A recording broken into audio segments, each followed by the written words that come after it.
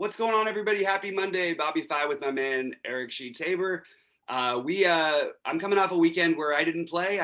We had a family reunion. I actually turned down quite a deal from DraftKings that would require me to play every day $1,000 of each sport, which is basically a little bit less than what I play anyway. But the problem is, sometimes on the weekends it gets a little tricky, and I was $40 short one day or something already, and I had to do it every day, but two of the month for it to get paid out. So I just said, you know what, guys, I think I'm going to pass on it because it's just too hectic of a time for the NBA right now. And to commit to $1,000 on some weekend days where I want to spend time with family and whatnot, it's a little tricky. So I'm refreshed. Sheets, how was your weekend? And then let's jump into today's baseball slate. The weekend was good. I played DFS, played a bunch of stuff. I came in there and answered some questions yesterday. NBA was had a little bit of a run yesterday, actually, in an NBA thing. Didn't close it out, obviously, otherwise everybody would have heard about it. But had a decent run over there, and baseball doing okay, actually. We actually went and I practiced the delivery of some content with Baseball Wise, and I forgot, by the way, to comment on I forget his first name, but Mr. Karp, whatever his name was, who was on with you the other day. I went into Discord. He was like going back and forth with me about some things, and I commended him. I mean, you can tell that some people, they have the sports betting background, they have such an eye for detail. You know what I mean? Like with a lot of the things. So that was obviously very very informative. Yeah. So what we forgot to do last time, which we should do today, is let's go back after we talk about game by game, and then, because there are only 7 games, game by game and the pitchers and stuff, to go back and go sort of position by position to get some standouts over there, because the pitching on this slate is very, very one-sided. On especially on FanDuel and on DK, it's like everybody's going to play one DeGrom, but the second pitcher is a very, very difficult decision. Right. So I presume what a lot of people are going to do is play DeGrom and then kind of spread out their pitcher ownership or whatever it is. And I guess if you can find a good second pitcher that you can kind of just go to, have some confidence in and use your diversification to spread out the hitting, maybe that's a way to do it. That's obviously very risky to take a stand on one particular SP2, especially on this slate. But it's look, when even the 50,000 foot view of the slate is so obvious that everybody sees it. It makes you wonder how you're going to get different. So that's why I think about it that way. Right, absolutely. I'll just go back to what I've been saying about pitching for the beginning of these seasons. Just when it comes to the non-aces, you really just want to. I really think you're playing an ownership and price game for the most part. I mean, obviously, there's some guys that are better than others, and we'll talk about them. But it's guys aren't throwing. A lot of guys aren't throwing more than 80 pitches in games. So just keep that in mind. With that said, you want to start off? Let's start off here with New York and Philly. We already know that we like DeGrom as a pitcher. I have no interest in Matt Moore. I'm guessing the same for you. Well, let me say a couple of things. One thing that what's occurred, and this is, I thought, always fascinating about baseball, is the first couple of weeks of the season, you feel as though everything's kind of the same. In other words, all the best pitchers start on opening day, and the second best pitchers start, and the third best, and then the fourth day slate is all the dumpster dive thing. And then it all kind of, eventually when guys get days off, it kind of gets shuffled, but it seems like everybody's pitching against each other. But when the Mets had to cancel the game with DeGrom start, it threw everything, all the sequences off. So now you have the DeGrom start against everybody's fourth best pitcher on the slate. So it's making it kind of interesting. For me, I actually don't want to toss out Matt Moore unless you make me. Only because, as I mentioned, all the SP2s are just terrible. I mean, he did pitch. This is my nominal case. I mean, he did pitch in Japan. He had like a 25% strikeout rate in Japan. He was okay in the spring also. And again, like, you're not looking for much with respect to your SP2. The problem is I mean, the Mets are kind of loaded this year. They're like the last team that you want to kind of go at, not the last team, but one of the teams that you really don't want to go after In addition to that, even though Moore is a lefty, it's not so easy. I mean, just to say, you know what I mean? Like there's Alonso, there's Lindor, and then even the lefties in the Mets, like Conforto's really good. So it's just a kind of tough team. Not to mention the fact that maybe he doesn't get any, even like 5-6 innings, even if he were ready, Right. So I'm just talking this through. I mean, like, so Mm-hmm. for me to say like zero him, I don't know if I would go zero him, but maybe again, my goal is to try to find a decently low on SB2 I feel comfortable with. That's why I want to talk this out. So I guess I'm back to, I think I agree with you. I don't think that he's going to make it. It's in the top realm. Yeah, I think that there's some other options that I like a little bit better, but I definitely understand the case for anyone on this slate here. So I'm good with any of it. On the Mets side, now we have a game in Philly that I'm guessing this game would have been, we have the wind blowing in from left, currently projected. It is 65 degrees, which isn't that bad for Philly right now this time of year. Beautiful out. Yeah, I worry a little bit about the wind blowing in, and I'm interested in some of the Mets bats mildly. How about you? I don't really find myself prioritizing this, but it feels like if you need one of these guys, we can try and throw one of them out there. But I don't have a huge priority for any of these guys. Maybe I'm missing something. Well, they're not making they're actually making my fourth favorite price adjusted whatever stack, which is not bad. It's 7-game slate or whatever. They're fine. Mm-hmm. They're going to be owned. But I have them in there, so I think they're fine. But you have to be very price sensitive today. You know what I mean? Because you're paying $11,000 for, is that what he is? $11,000 for DeGrom, and it's not as if there's some lock 5K guy you could throw in. So you're going to be paying $18,000 at least, probably for your pitchers. So like for example, I just threw in Montage just for the hell of it, and then you'll already see you're already down to 3,900. And so if you pick one good, those good, and remember all the pitchers are kind of bad there, so you want like some spends.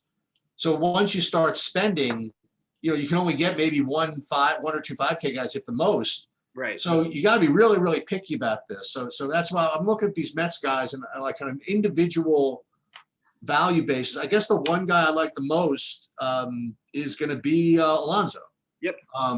So I would start with, if I can make a stack work, I'll make it work. But if I'm going to go for one-offs, I would go with Alonso. Yeah, I agree. I don't mind if you're going to play a two-man. Like the weird part is I don't want to pay 3.7 for a catcher. But McCann, son of our umpire for my family's or whatever, family friends / real we play baseball still, and I've mentioned this before, but James McCann's father is our umpire. Nice. So he, he's had like Derek Hardy ear heart out or whatever, but like he's always been good against lefties, nothing like outrageous, but if you're gonna play like a 2-man, that would be the route I would go, and then if you wanted to get to a 3-man, I would go to Lindor. Or JD Davis or JD Davis. Those are the guys who I'm most interested in. The lefty splits aren't great for these guys, but I mean, as one-offs, okay, I just don't think we're going to need to do it. So mostly it's just going to be Alonso and McCann for me from the hitting side. And I am not going to play any hitters from Philadelphia currently. And I doubt that I'm going to change my mind on that one. Okay, you want to move on? Yeah, let's do it. So Tampa, Boston. All right. So again, it's basically the same conversation every game with respect to these pitchers, right? So none of them are going to be great. I guess both these guys look to be kind of fair with respect to their prices, right? They're both 7K. And the other thing that I did was that I tried to even look for all these other pitchers, if any of them could even strike anybody out. And it's like it's tough to even find any of that, We've got one guy like that who has got huge upside, but definitely a very potentially short leash, and that's Dustin later on. But, okay. Yeah. And there was one other guy that I wanted to mention about that, but so you're really just trying to survive, and for whatever reason, I don't know, like I think both these guys are fine. They're both in my player pool. You know what I mean? I can't really come up with anything really great. You like either of these pitchers? I mean, I don't know. So you like them? Will you tolerate either of these pitchers? So I think there's upside for Pivetta here. Okay.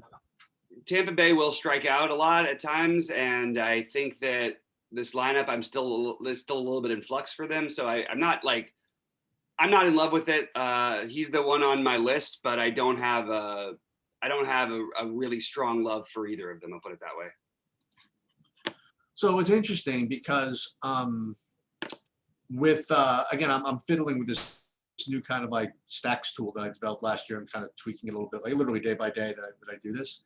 I'm actually getting, relative to salaries, I'm actually getting Tampa as my top stack. Wow. That happens a lot. This is what we have to be careful for all year. Remember. Well, that's what I'm saying, and that's why I wanted to bring that up. So instead of, because the guys that I have, I don't even know if they're playing, and it's based on the 5-man of Lau, Rosarena, Meadows, Kiermaier, and Susugo, right? So those first 3, I have confidence in that they're not going to get subbed out, right? The Meadows, Lau, and Rosarena. Right. But the other 2 are very fishy. So maybe what I'll do is try to do like a 3-man, because the funny thing is when you said Pivetta, like that was my first look. Is like, oh, Pivetta, I heard of him. He was supposed to be good once or something like that. Mm-hmm. Maybe he's the one that gets a little owned. I mean, I don't know. I really have no idea how it's gonna shake out. And so what I might end up doing, like you said with Tampa, like whenever I want to play Tampa, is just play the guys like that, the guys that well, I'll check with you first, have the least amount of risk of getting subbed out for, and make like 3 or 4 mans or something like that. Yeah, I think that makes sense. I also think that still, even with the Pivetta thing that I do like a little bit, but I do think that Meadows and Lau are 2 of the better plays on the slate still. Okay. The Pivetta can have a decent K upside, but these guys also have tremendous power against righties, and Pivetta has been crushed by lefties in the past. So those would be the guys I would go to first, would be Meadows and Lau. And then the Kiermaier, Susugo, pretty much everybody, Rosarena. I'm fine with more in stacks. I don't find myself looking out for them, and especially now that Yoshi's only first base eligible at 2.9. I'm considering him, but I don't know that I'm gonna prioritize him. I do think Kiermaier is mildly interesting because we know he has multiple routes to get you there. Probably not going to be a home run, but I do like him in stacks quite a bit. And I'm going to stand by that. At some point, Willy Adames is going to show that he's a decent hitter, and not while we're paying $4K for him, but when he starts dropping down later in the year, as he always does, we can maybe think about him again. But I don't know if these Kiermaier blast games are still on the list here, but on the log. But I remember he killed it for me a couple of games last year. And in some postseason play, I remember too. Because is that what it was? Yeah, that's what it was. Right? He just, for some reason, he had these monster games in the postseason. Well, the thing is he's great in the outfield. Is that a reason why you think that he has less pinch hit risk? Because the only way he gets pinch hit is if a lefty comes in and they're down. Okay. That's the risk for it, and that's possible. But it's for the most part, you're right. They want him out there, especially in games that really matter. In the past, they've always done that. So you like the Boston hitters? I think Kiki Hernandez is too cheap. I think that there's a lot of question marks here. I think the guy who I'm just going to say he's going to have a good season. So I think you could argue he's too cheap. No, I don't know, too cheap. But I think Alex Verdugo. Guys, you can go ahead and at me for all the Dodger stuff, but this is real stuff. Verdugo and JD Martinez are my favorite other guys. I think JD Martinez actually is still, until he gets into the 5K range, they're just not pricing. They're pricing him on JD last year, and JD is going to be much, much better this year. I'm going to skip Bogarts and Devers. I think there's better players at the position, and I think Vasquez isn't quite fully healthy. Bobby Dahlbeck is, just if he was batting anywhere else, I probably would consider him, and usually I'm okay with forgetting that, but I don't think I'm going to here. I think it's mostly the outfield guys, Kiki and the outfield guys. I like Frenchie Cordero a little bit as well at 2.9, but again, batting 7th is not the most exciting thing in the world. So I want to see how the lineup shakes out. I think it's probably the way it will be, but I do think Frenchie Cordero, Verdugo, and Cordero, Verdugo, and JD make a nice little 3-man stack. So that's my my early take on my favorite Boston guys. We don't like Hunter Renfroe revenge against Tampa, no? I mean, it's not an incredibly high strikeout pitcher, which always has me a little bit interested in Renfroe. I don't think you're getting any kind of great price on him. I would rather play Verdugo, Cordero. Actually, I'd rather play Cordero straight up, which probably tells me something because he's significantly cheaper. But I don't mind Hunter Renfroe, especially if you're going to throw in a stack. And I don't mind a stack in this game. I mean, again, early on games are going to be determined a lot by weather and things like that. And while it's 52 degrees in Boston, you still have a great hitter's park. And you've got a slight wind that's blowing cross field right now that could eventually start turning towards right, which happens occasionally in Boston. And if the wind's blowing out to right, then you're going to want a little bit more of those lefties because it's already a short porch out there anyway. And yeah, so I think that they're in play. But mostly I'm still going to stick to my main guys for right now until we know a little more about weather later on. Speaking of which, what do we have for Cubs? Just left to right? Nope, it's blowing out. Blowing out at 10 miles an hour. So we're not playing pitchers from this game. Yeah, I've been pretty much on the wrong end of the wind train since the season started. The worst thing about that, Cheats, is you made the best point of it, which is that it's true. With what happened, well, I pointed out the singles part, but you said that the strikeouts lessen when the wind's blowing in somewhat, and that they can get, and more runners tend to get on. And it's true, there are more. I looked it up. There tend to be more singles in those games where the wind is blowing either left to right or blowing in, and so it may not be great for your pitcher, but it's usually not great for the stacks either. Right. So that helps. I mean, if we're not going to play the pitchers for this game, this reduces. I mean, you know what I mean. That's what I'm attempting to do is get rid of some guys. Yeah. What about the hitting? Because like right now, I mean, I guess I should have known that the wind was blowing out because I actually have, with Tampa was number one, I had Milwaukee and Chicago like 2-3. Yeah. As far as the stats, so I guess I should have known that the wind was blowing out just from that. I mean, do you like that too, or is that going to be chalky, or what? Which part was that, Sheets?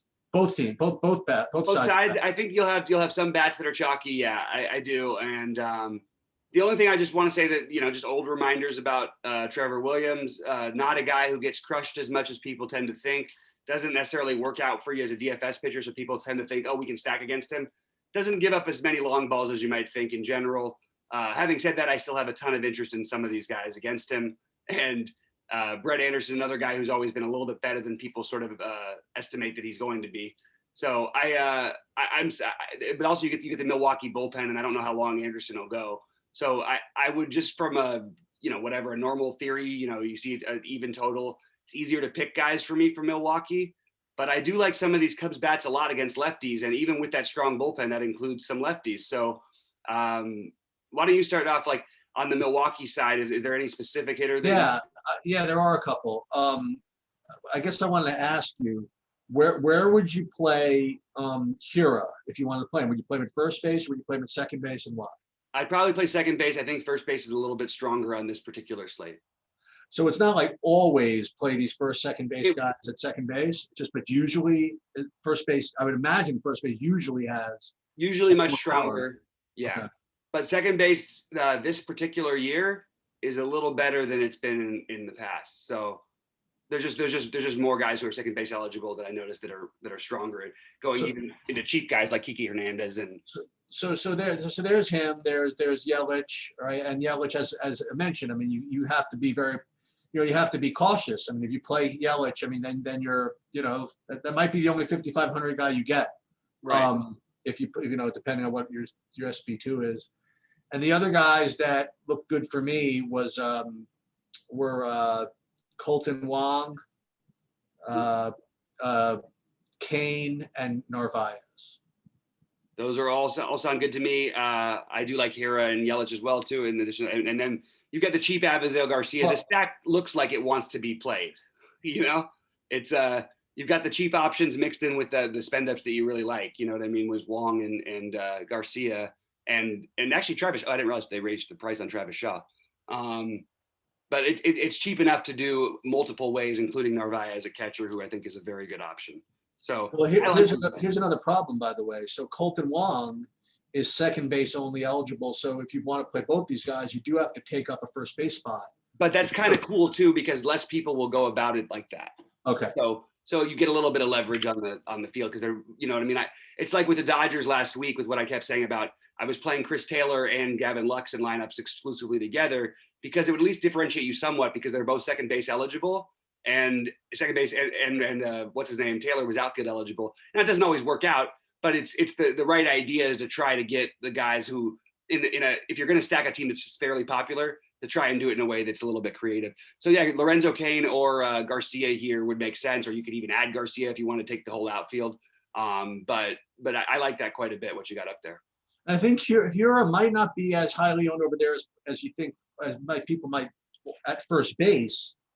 Right. Because like Alonso, for example, like you said, is like a very legitimate one-off that people play over there. And then there's kind of some value like Cronenworth later and the Seattle guy. I mean, like there's value to be had at first base. Yep. So maybe if you play Hero Wong, maybe, well, individually they might be like low, look like high owned. I mean, to play here at first base, like you said, is not the easiest thing in the world. Not the easy. I mean, you could do it easily, but it's does, you're giving up something by doing that. Correct. Yeah, I totally agree. What, you like Lorenzo Cain or not really? And the problem with Cain is the lack of power upside. And when he was batting leadoff, it was okay to give up. I mean, he was scoring runs and all that stuff. Batting a little further and down in the order is a little worrisome for me because I don't know how often they're going to be sending him to. And you want him for the stolen bases partially. Garcia also doesn't have a ton of power for a guy who's batting fourth, but he has enough for a guy who's 3.1K. So I just side personally Garcia over Cain, but I don't mind throwing Cain in either. And if you wanted to do, something really different, you could even skip like a guy like Yelich. Maybe he gets walked 2 or 3 times in this game and gets hit. And in your stacks. Who do you like on the Cubs? The guy that stands out for me, and he's like a value, is Marisnik at 2,600. But then you have you mentioned like righties. I mean, there's Bryant, Contreras, David Bote. I presume is Jock going to sit, or they're going to play him regularly, and what are they doing? I have him projected in the lineup, but I can't imagine. I mean, maybe they will. Maybe they're going to do it differently, and maybe it's fair. Maybe it's time for him to get, you know what, we'll let you hit 190 for this year, but you're going to be a part of our team, whatever. He's just so god awful against lefties. We shouldn't be playing him either way. We really can't. I mean, just there's too much evidence against him.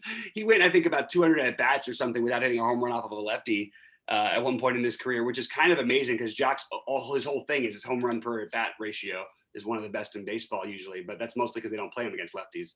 I love Javier Baez. I'm curious where I'm always going to love these shortstops when you get Seager and Tatis and guys like that on the slate, because people are generally going to go ahead and play those guys, and rightfully so. Seager's the number 1 and Tatis is number 2 in the league, in my opinion. And Baez, though, what's great about him is that, like, yeah, it's a lefty, so maybe he's less likely to run, but he'll steal the occasional base. He plays like he's like a much more advanced version of Yasiel Puig on the offensive end. He's always trying to get the extra base. He's always, he'll swing for the fences on the first 2 strikes. Like, he's the kind of guy you want in DFS. And against a lefty, it's hard for me to ignore him here. I'm curious where the ownership ends up, but he's my favorite play on the Cubs side. Everybody else other than Marisnik is priced up.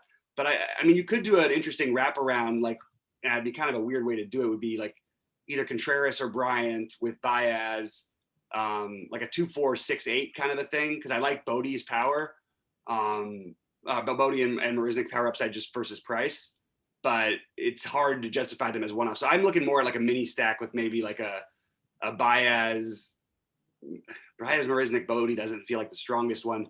I think maybe I just play 2 offs here then. Maybe Baez and Marisnik being my favorite. Baez was really cold for a while last year. He's a streaky guy, man. Yeah. He's all over the map. Certainly doesn't cheat you with his swings, that's for sure. Yeah, and he's he also is. I have to measure this. I have to look this up because we see the guys we already know off the top of our head in basketball, the guys who had the 75 fantasy point games, here and there, but they might have a 20, and that's the guy we want, Yeah. But Baez to me is that kind of a baseball player. He might have 4 strikeouts and be 0 for 5, and then the next day he's got like 50 fantasy points. Like that's just who he is. All right, you ready for Houston Angels? Yeah.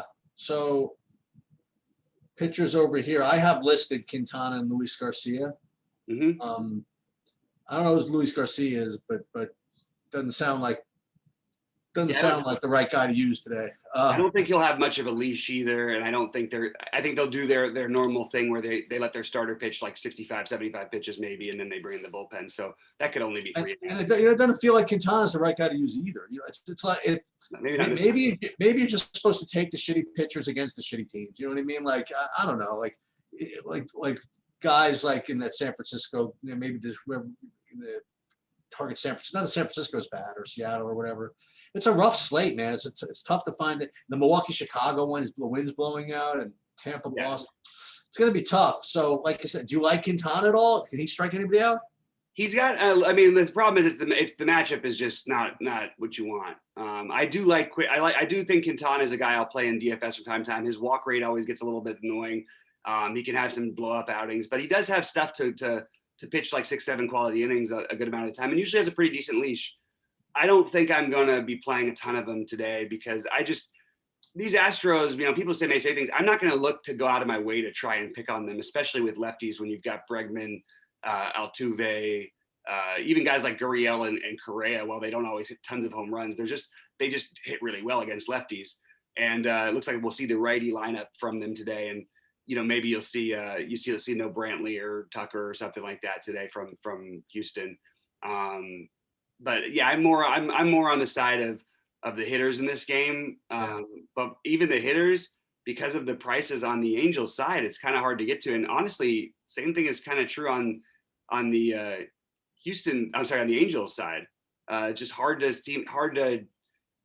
pay up for some of these guys. Who are you looking at from the hitters' perspective on this? I don't know, man. I'm just throwing an Astros thing out there. It looks kind of easy to get the guys I want on the Astros. That's for sure.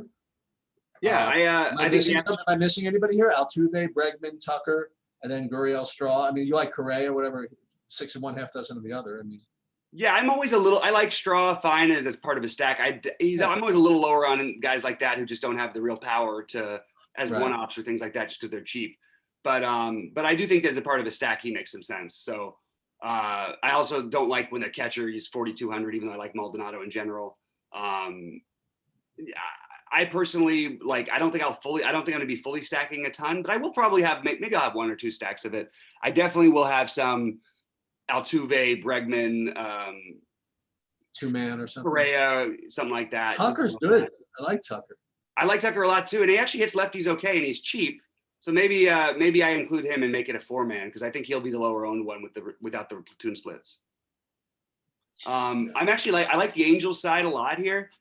But it's a weird lineup because I never feel like playing Pujols. But as you pointed out last year, the guy still does hit home runs sometimes. And he already hit at least one this year.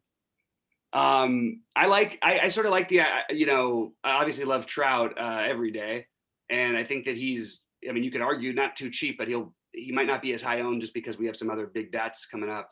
I guess they'll be pretty high owned.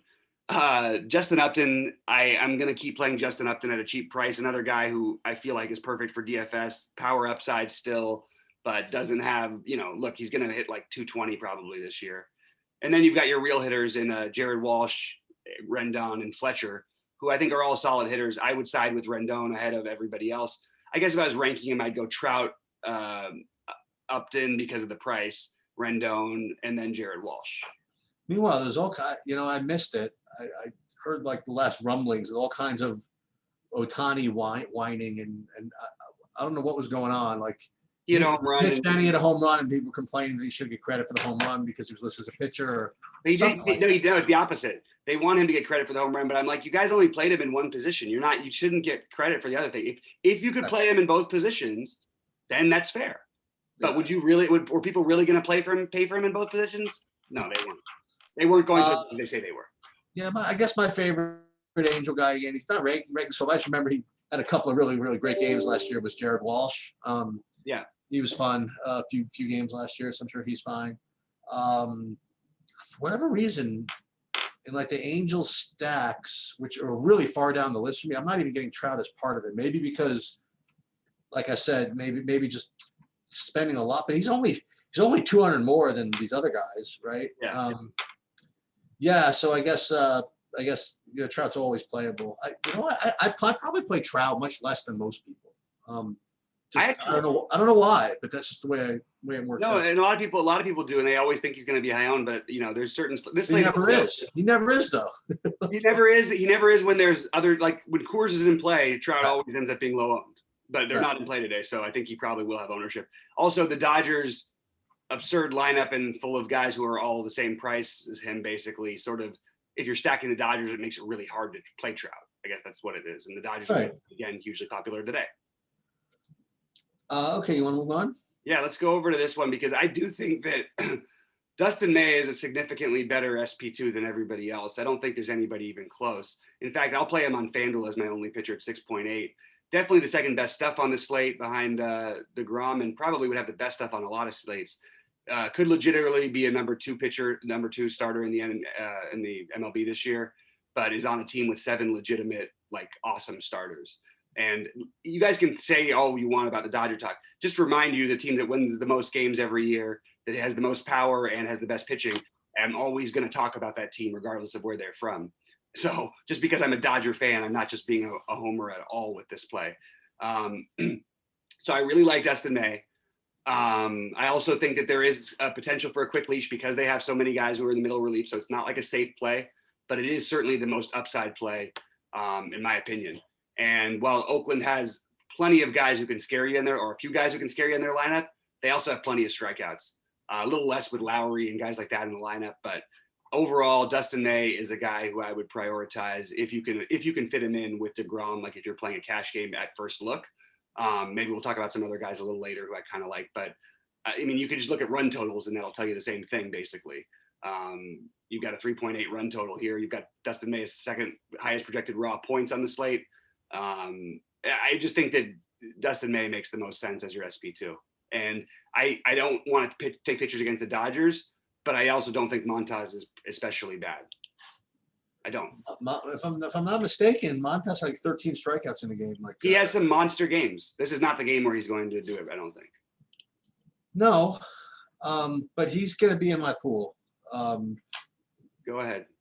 Yeah, he's just going to be one of those guys that just gets in the pool, and that'll be the lineup that loses. You know what I mean? Like, no, that's fine. I like it. I look, nobody, including myself, because we all see the numbers. Nobody wants to ever play any righties against the Dodgers because it seems like playing a pitcher at Coors who's like, to me, it would be the equivalent of playing Montez at Coors. But yeah, I mean, it is. It's a little. Again, this is my issue with the SP2, and I mean, I have game log watch, but I'm like, oh, dude, I'll take a guy that's had 13 strikeouts. Maybe he gets lucky and puts 7 strikeouts on the board or something like that. But it's hard against a team that doesn't strike out. I know that much. You know, they do a little bit, some of the guys, but not that much. I mean, I was actually kind of wanting to do the opposite. So I was kind of wanting to hope that Dustin May becomes that de facto SP2, and I would just try to play Oakland guys because I think that's fair. That's viable. I mean, depending on how you couch it, you could say, Oakland's got some power, but yet they do have a lot of strikeouts. You can look at the other way. They got a lot of strikeouts, but they also got some power. So I might try a couple of maybe. I don't. Again, whenever you try to full stack against the Dodgers, it's kind of tough because they have that bullpen. So that's maybe I won't do that, but. You could always, look, like you said the other day, I mean, you could always play Olsen, you know what I mean? Especially against the righty, right? Yeah. And, I didn't really get too into the Oakland bats. I just know that they're all, they're all usually somewhat playable. But then maybe Moreland, and Moreland could be a play. I mean, he could do something. He's a lefty here. Or the other guy, I don't know if he's a lefty, but Lowry's cheap. I don't know. Maybe I'm reaching here with these. No, I don't think it's crazy. I mean, like it's not for me to want to do it.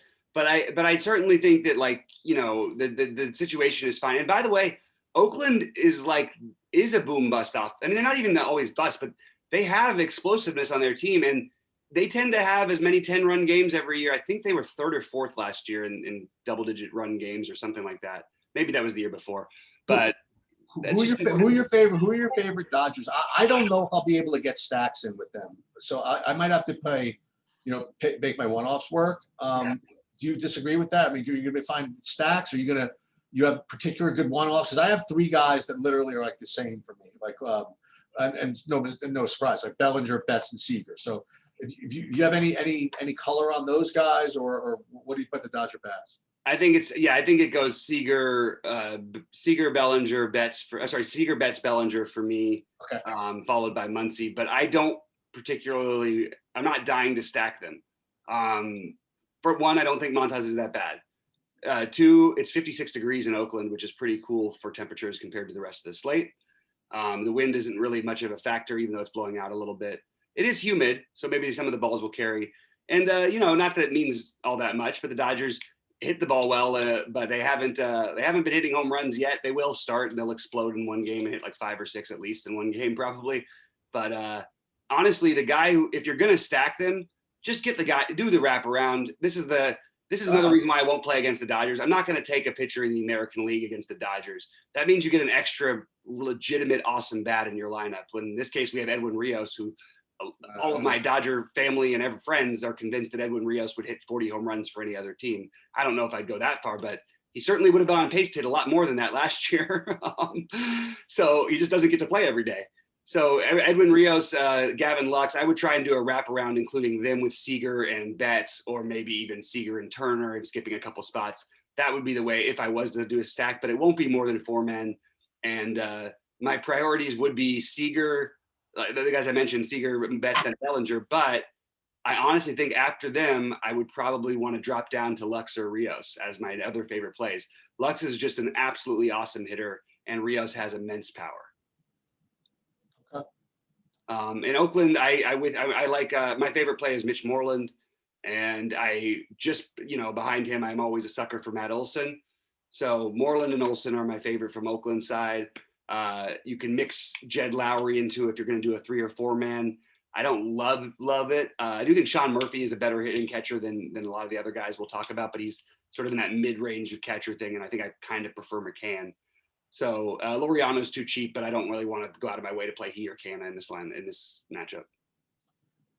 So with San Diego, San Francisco, I mean, see, I try to think about leverage, and we talked about this in kind of like the intro to baseball thing that we did.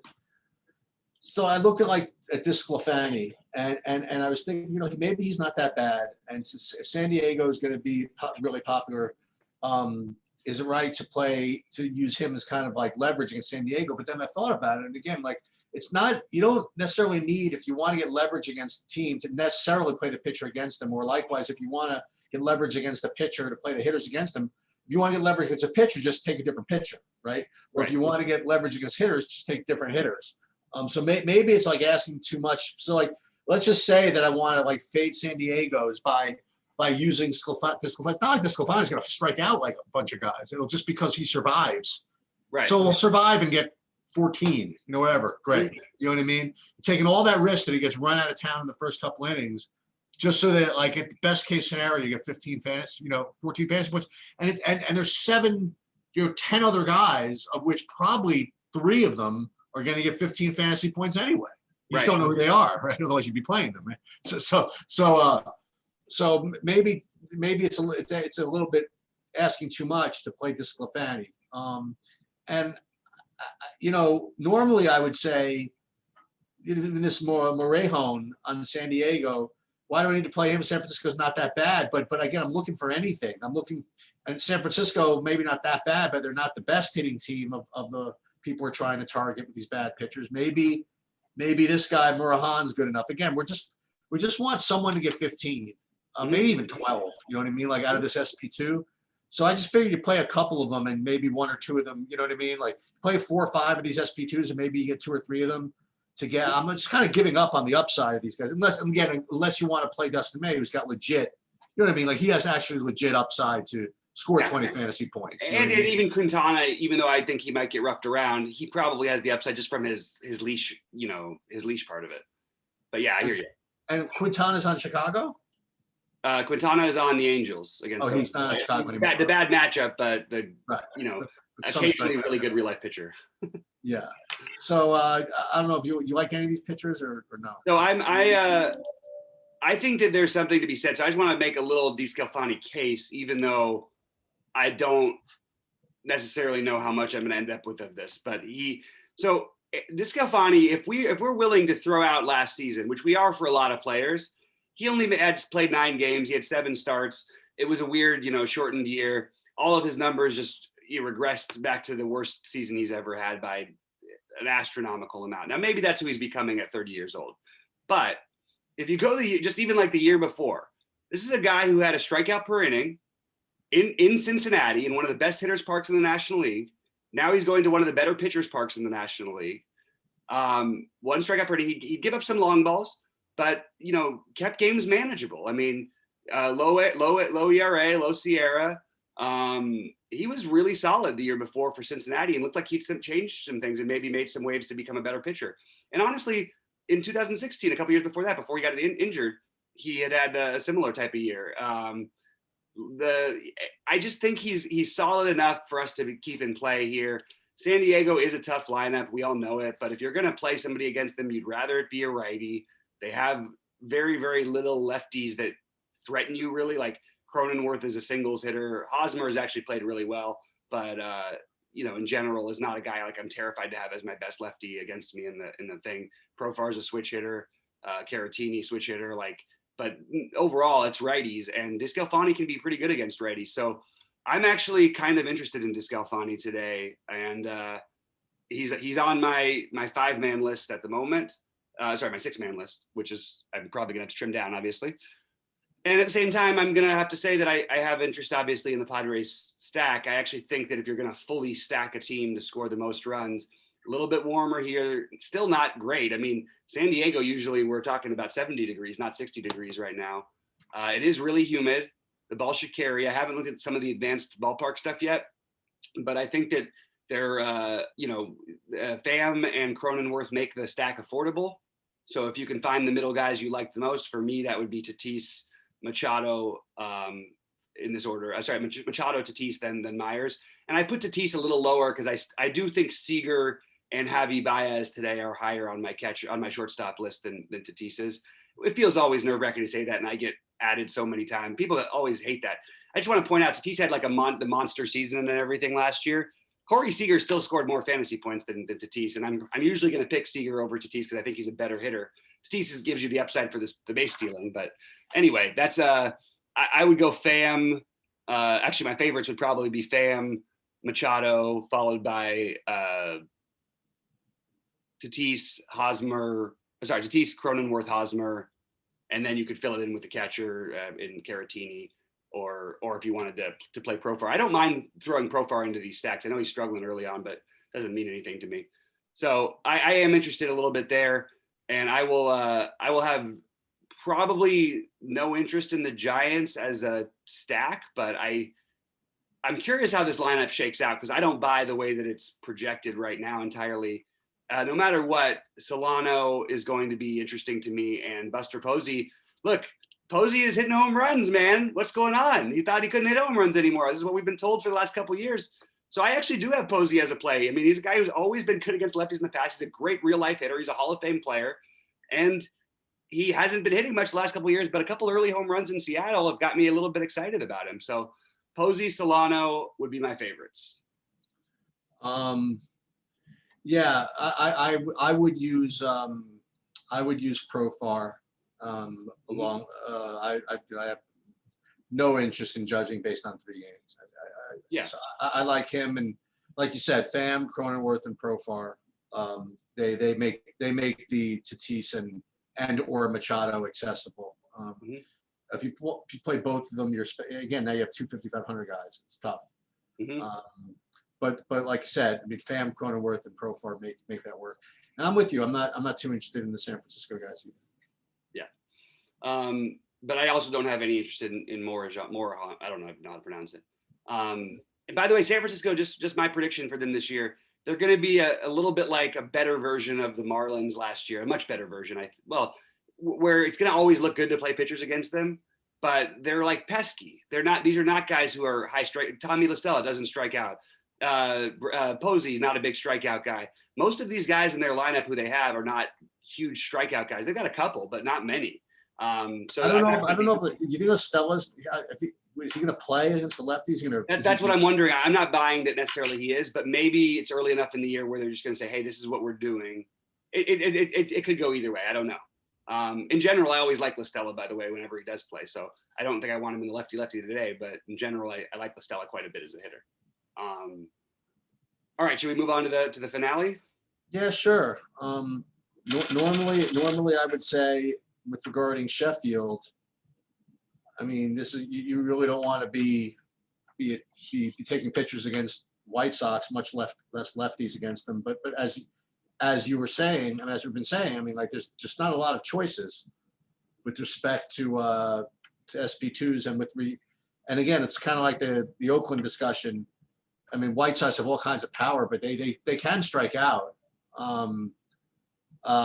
So I guess Sheffield's in the conversation, and for whatever reason, the early projections I have, this Rendon guy is popping.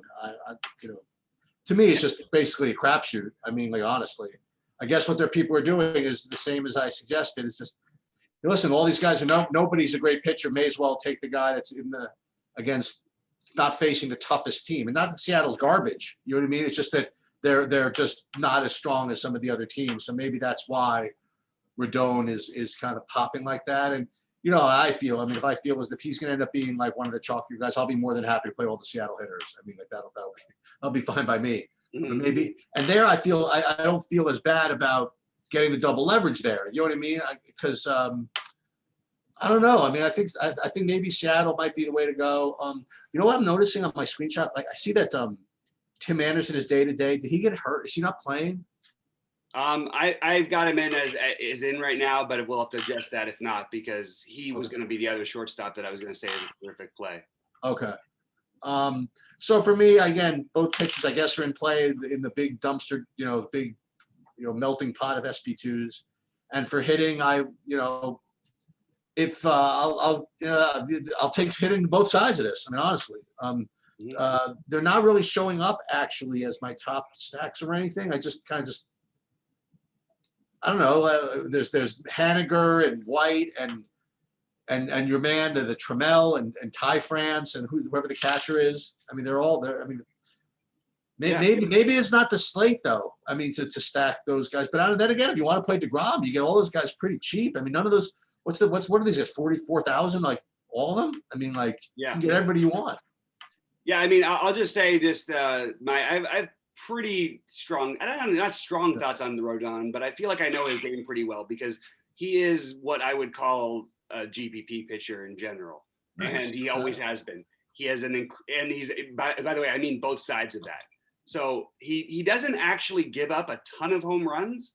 A decent amount, nothing amazing that he's like shuts him down, but he's actually decent at somewhat at limiting some of the home run damage. But the walk rate is absurd and has always been absurd. Okay. He walks more guys per 9 innings than most starters. At the same time, he's done enough to limit damage to be solid. And the other thing that's great for him is that, the last full season, well, not full season. I guess he only pitched 7 games that year, but we've seen him, have three of the last, 4 years. And then you can kind of throw out the last year because he only pitched a couple times or 4 times or whatever. But he's had more than a strikeout per inning guy. Like for his career, I think he's actually above or right now he's just under a strikeout per inning for his career. Wait, you misspoke. I think you're talking about Rodon, right? Rodon, yeah.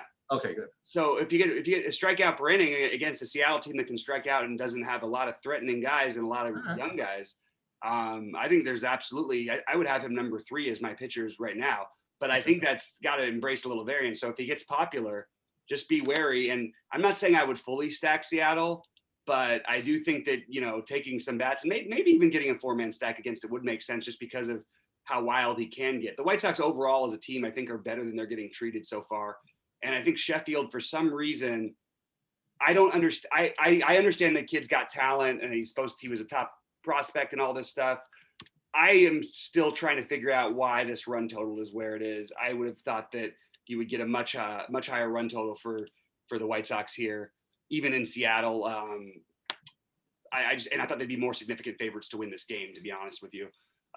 Justin Sheffield and his limited experience from what we've seen from him, a guy with a pretty high walk rate. I believe he's at around 4 per 9 over his career. A guy with a pretty low K rate, a little less than about 0.8 per inning. And that's a, this is a, I don't know, there's not a whole lot of great options on this thing. I would imagine, like for me, I actually think the White Sox and the Padres stand out as being potentially the best stacks on the slate. And yeah, I mean, I'll take a game that's indoors in a tough hitters park and a good pitchers park rather than a really, really cold weather game in a decent hitters park. So, and we don't have a lot of that either. I just want to mention, if you want to geek out a little bit, guys, just look up Yerman Mercedes. Like, it's pretty hilarious. This guy, it's pretty awesome for him. I don't know what cut this guy out of the majors, how you can be a catcher for like 7 years in the minor leagues or 8 years, whatever it was for him, and always hit like 300 plus and, hit 350 plus a couple times, like, and yet not get the major leagues. And then your first major league time up there and to play on, early in the season. And he goes 5 for 5 and follows it up with 3 for 4 and a home run. I'll ride the little wave. I think he actually is everything statistically says he's a good hitter, and he's 3K and he's catching. So Tim Anderson, assuming he plays, followed by Abreu, Mercedes, and then Robert would be my favorites from the White Sox side. And I don't care where Robert hits. Grandal, I'm not going to play against lefties. We all know that. And we know that I'm also not going to play. I will play Moncada occasionally against lefties, but it's a lot because no one else will do it. But I like those other guys quite a bit. So I do like them. And then you've got Andrew Vaughn also as the cheapie at the bottom. So Sox are definitely one of my stacks here today. And I think that on the other side, if I'm going to have to pick anybody, Evan White definitely stands out at 2.6K. Obviously, it's more than rumored power. He's done it in the minor leagues. We haven't really seen a lot of it in the major leagues. It's kind of been a disappointment. But you've got some really cheap options with White and Trammell, however you want to say it, and then who are really cheap. And then you've got Ty France, who's a medium price, and then bearing the lead here, Mitch Haniger is an awesome play in all formats and probably is one of your cash game locks, along with like guys like Meadows and I would say some of these shortstops, but actually there's too many of them. So yeah, I do like those a few bats from the Mariners, but I don't think I want to fully stack just because of the lack of power upside for some of these guys. But I do love Haniger, Trammell, and the price on Evan White. Do you want to do a real quick FanDuel? Yeah, I told Steve we'll be there in 10 minutes, so I gave us just a little Beautiful. time. So we can go through the positions. Is what I was going to say. Yeah, let's do it. Okay, so let me just pull up my my sheet here. How do you want to do this? What first? We can start. I always start catcher, go around the horn, but we can do it anyway. Okay, so let's start catcher then. I guess catcher is the same as first base over here, so we should probably just say that. You're mostly not playing catchers at first base. I was doing DraftKings. Oh, I'm sorry. I thought okay, yeah. So let's go back. We can go to DraftKings then. Okay. Catcher. I'm gonna look real quick. My two favorites, I'll just start with that, are Narvaez from Milwaukee and Contreras from Chicago, and especially with the wind blowing out with Chicago. And then my next two after that would be Murphy and McCann. Yeah, I'm good with all that. I like Mercedes and Narvaez are my favorite too. Who's this Mercedes guy? What's he from the White Sox? That's what I was just talking about. The guy who's in the minor leagues, but for some reason hitting like crazy, and then he's already what is he? He's hitting like 900. Okay. And then Posey and McCann would be my other two. So for me at first base, I mean, if you want the cheap, point per dollar guy, I mean, Susugo, but again, he's got risk, right? I mean, I presume he has pinch hit risk, but yeah, he's only had so far this season, he's had 4 at-bats, and 2 at-bats. So, I mean, the 4 at-bats, we'll take those in general, but yeah, it's not, obviously he must have been pinch hit for in the last game. I didn't watch the last Miami game. So I'll chalk out my next one. That would be Alonso. Okay. I like Evan White better, and I like also as a part of the White Sox stack or whatever, you can use Vaughn in first base or outfield. So I'll just mention that there. I like Mitch Moreland as a spend down, and I like as a spend up. It's funny. I think I'm starting to like Hira more and more. Just the more I think about it, I think might even be too cheap. He might be like a guy who should be a 5K hitter, but I would rather play him at second. I like Alonso. I like Abreu. nothing shocking out of any of that. And then I like Muncy. Those are my favorites. Hosmer seems like a little bit too much. Maybe you could include Matt Olson into the mix. Yeah, well, I'm going to snap the Hira play for second base. So I like Hira at second base along with Colton Wong. But again, it reminds me of the White Sox in the first baseman last year, right, on FanDuel with the Abreu and the other one. Right. You got Hira and Wong competing for the second base love. And then there's also Brandon Lau at second base. Yeah, it's actually, so today is pretty much Lau and Hira are my favorites here. Not crazy or don't mind Colton Wong, but I think my next favorite would be Kiki Hernandez. So Hira, Lau, and Kike would be my favorite three. So third base, I have like just all these expensive guys rating like it's like okay values. I'm just gonna try to pick one. So there's Bryant with the wind blowing out, Bregman, Rendon, Machado. I don't think I'm gonna get down to Turner. So those would be my favorites. How can I play Bryant over these guys? Anyway, Bryant, Bregman, Rendon, Machado, Devers. I mean, just the main guys. They're very fairly priced. Let's put it that way. So I probably don't know if I could stack with these guys, but those are the one-offs I would look at. Yeah, I like Rendon and Machado. Machado will probably be the one I use the most because I still like the stack, even though I'm a little bit interested in Descalfani too. And then Rendon, Machado, Chris Bryant. I actually like Chris Bryant today, which usually he's one of those other guys when I like him, it usually ends up going, or at least often enough goes pretty well. So those are my main three, and I don't really see, like, maybe if you're playing a mini Milwaukee stack, you play Travis Shaw, Matt Chapman against Dustin May. People aren't going to go there, and I like Matt Chapman in general. And May will give up a bomb or two every now and then. But yeah, I'm not as excited about this position today as I normally would be. And then I would be remiss if I didn't. I have to just always keep mentioning that Bregman is a really, really good hitter, hits lefties well, been really good so far at like 3% ownership. He won't be 3% today, but I do like him.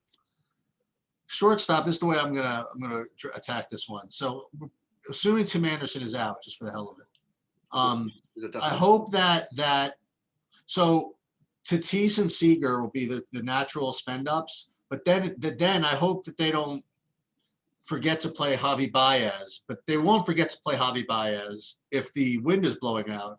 So if that's the case, I hope they don't forget to play Corey Seager and Fernando Tatis, right?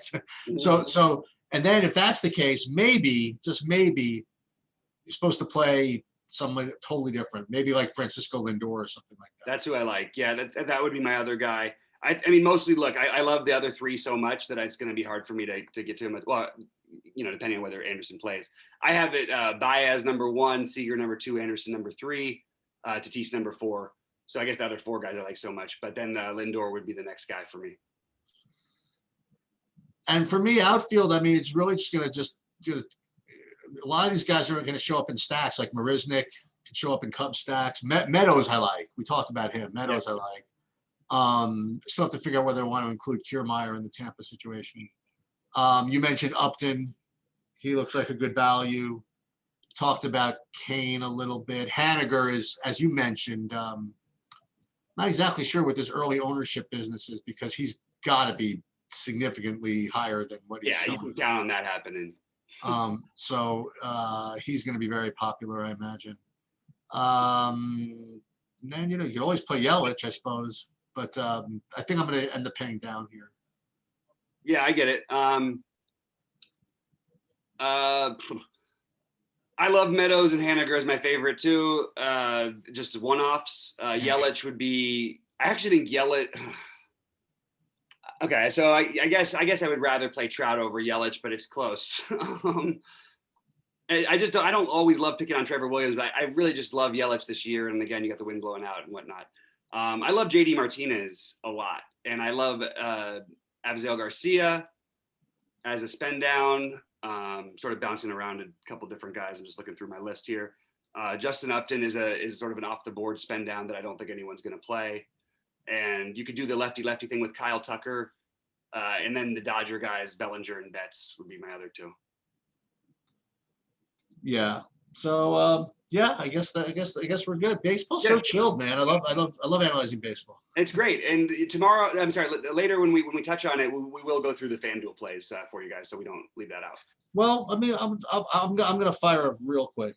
How Go about ahead. that? Let's do it. I can do it. I can do a speed Okay, round. let's go for it. So I unlike you, I don't have it in me to go anybody but DeGrom on at pitcher. I mean, you tell me you're gonna try Dustin May. I mean, Look at his price. I got you. I got it. I will remind you also, there's no pitcher in baseball that gets pulled early in starts and weird stuff with. They do whatever they can to protect Jacob deGrom's numbers. He's great enough. He doesn't need protection. And by the way, the Phillies are no like just automatic. You're going to just crush this team matchup, but deGrom is significantly better than everybody else. So I'm fine with that. deGrom and May are my guys. Okay. And as far as this other stuff goes, like I had first base, and it's funny, you know, Hero is a first baseman on Yep. on FanDuel. I put like 5 guys in there, like Hura, Alonso, Rizzo, Cody Bellinger, and Urigorio. Yeah. So I really like. I just want to make one thing clear. Like, people do not like playing catchers at the first base spot, and for good reason. But occasionally on these smaller slates, it's a great way to get different. And so you will find a Yerman Mercedes, and they might play a little bit of Contreras, but I don't mind that as well. So you can use him as my first baseman. And then I like Hira a lot, and Jared Walsh I like a lot. So those are pretty much the guys who I have written out. Second base for me is not, it's baseball. So, but standout for me at second base is Brandon Lau.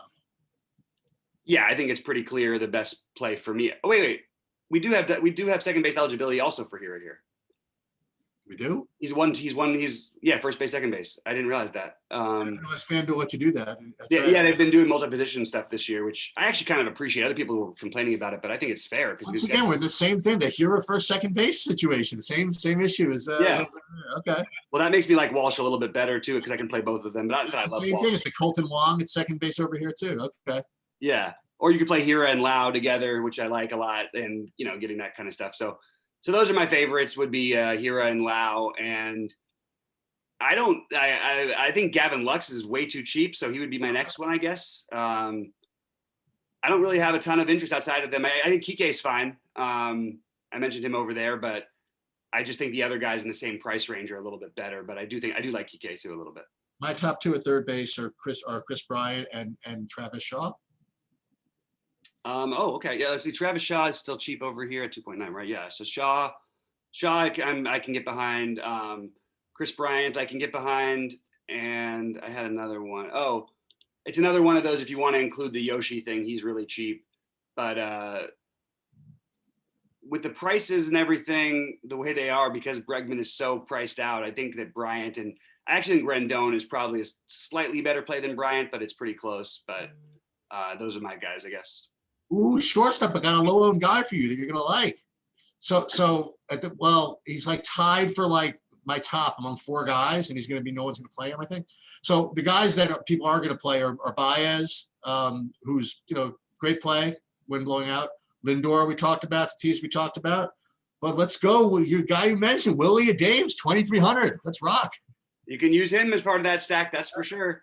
I don't know that I mean, look, I was mentioning more in general my theories on his career, but like I do like him in general, but I don't know about with these shortstops. I don't think I can do it. You don't think he's going to outscore Tatis, Seager, Bogarts? You know what I mean? Like all these guys. It's the problem is like, yeah. Also, like I'm doing what I've been doing this season so far, and I'll keep doing it as long as they're on the same slates. I'm just going to double shortstop like almost every time on FanDuel these days. I actually think it's the strongest position. Occasionally you'll find some outfield guys because there's a lot of outfielders, but Seager, Baez, I think Baez is the best play because of the price. Baez, Seager, Tatis, and Tim Anderson, I think are just awesome plays all around. And I don't know if I'm going to include anybody else over here, but I will play 2 of them together. Maybe I'd even throw Solano into one if I needed some savings. Outfield, once again, like a bunch of Tampa guys for me as far as values. Kiermaier, Sasugo, depending on his pinch hit risk.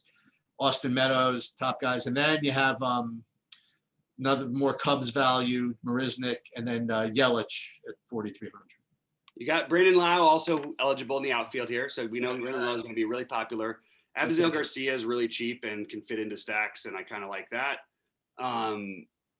Mike Trout, and I think I like Trout actually over here. And my other out, like for the spend downs, it's I don't know, maybe I'm gonna end up spending up a little bit here because I like Garcia and Sisugo a little bit. Justin Upton, another viable place to use him over here. Meadows being the best. Yeah, I don't like outfield as much as I thought I would tonight. So definitely going to do the double shortstop thing, I think, at least as of now. PK also plays out here. Yeah, I'm not thrilled with these guys, to be honest with you. I think Haniger you can still play over here as well. I just don't think it. I mean, the price doesn't stand out the same way it does in DraftKings, but he's still an awesome play. Yep. So there we go. All right. So I got what I've learned from this. I got to do a little more homework on the Dustin May because I didn't regard him as much of a standout as you did. So well, there's a lot of things I'll just tell you about. I mean, he's a top guy, a huge pedigree. He's supposed to be a superstar. Like he's sort of our next Walker Buehler type of guy, but we don't have room for him. Like the same thing with Urias and all these pitchers. So the Dodgers just have a 7-man rotation. Not they have a 5-man rotation, but they have seven legitimate like top level starters. And he is one of those guys, but has more upside than probably most of the other ones. All right, I guess we'll call it before Steve kills us. And yeah, good luck, everybody. Good luck, everybody. And what do they say? 6 Eastern. See you at 6.